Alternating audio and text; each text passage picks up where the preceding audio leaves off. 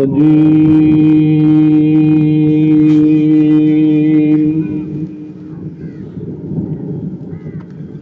بسم الله الرحمن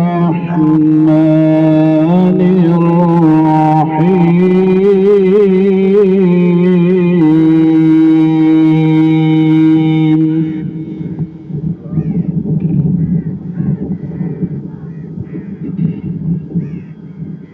والتين والزيتون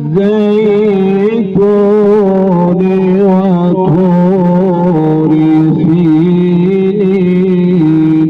وهذا البلد الأمين.